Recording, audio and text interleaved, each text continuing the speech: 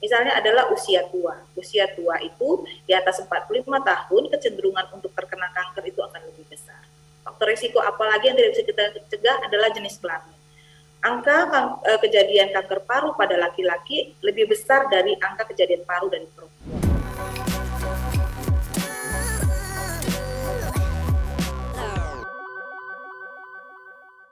Kita lanjut Dokter Mariska, ini saya penasaran dokter, tadi kan stadium awal 1A hingga 3A yang tadi Ibu Ria kan di 1B. Nah ini setelah deteksi itu sebenarnya perbedaan signifikan gejala atau penyebab orang bisa terkena kanker paru ini apa Dokter Mariska? Oke, baik. Kalau kita bicara penyebab ya, jadi ada faktor resiko kanker kanker paru.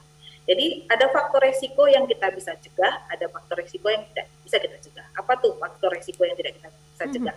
Misalnya adalah usia tua. Usia tua itu di atas 45 tahun kecenderungan untuk terkena kanker itu akan lebih besar. Faktor resiko apalagi yang tidak bisa kita cegah adalah jenis kelamin. Kejadian kanker paru pada laki-laki lebih besar dari angka kejadian paru dari perempuan. Kemudian apalagi keturunan. Jadi salah satu yang saat ini banyak kita itu kan adalah bahwa ada dari keluarga inti yang terkena kanker paru. Kemudian apa saja resiko yang bisa kita cegah? Salah satu resiko yang paling kita cegah dan merupakan penyebab kanker paru yang sampai saat ini banyak diteliti adalah merokok. Nah, ini sebenarnya adalah kanker paru yang dapat risiko yang dapat dicegah, baik itu perokok aktif maupun perokok pasif. Apalagi yang bisa dicegah penyebab kanker paru yang lain yang diduga adalah riwayat pekerjaan, seperti pekerjaan dengan gas yang hirupan gas berbahaya atau partikel-partikel yang bisa terhirup ke paru. Beberapa kasus di kita ada itu pasien dengan riwayat pekerjaan di pabrik cat yang cukup lama seperti itu dengan tanpa menggunakan proteksi yang baik seperti itu. Oke, saya mau tanya ke Ibu Ria, apakah ada riwayat keluarga yang sakit kanker paru, Ibu Ria?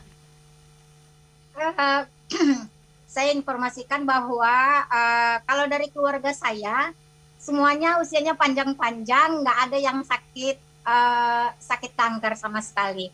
Saya bungsu, makanya keluarga kaget, kok saya bisa dapat kanker paru seperti itu. Tapi memang seperti tadi kata Dokter Mariska, memang faktor resiko yang ada di sekitar saya sih besar ya. Saya bekerja di areal para lelaki yang pada umumnya perokok, di rumah juga seperti itu banyak keluarga atau suami memang kalau kumpul pasti merokok seperti itu.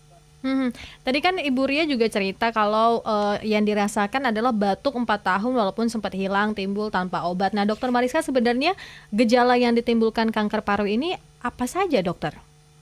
Baik, gejala yang paling sering dan yang paling membawa pasien ke rumah sakit yang pertama adalah batuk, bahkan bisa sampai batuk berdarah.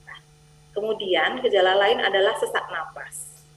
Sesak napas seringkali dirasakan pasien sampai mulai dari ringan sampai berat, tergantung pasien itu mulai menyadari bahwa dia mulai ada sesak napas. Kemudian gejala apa yang lain seringkali timbul juga disertai dengan suara serak.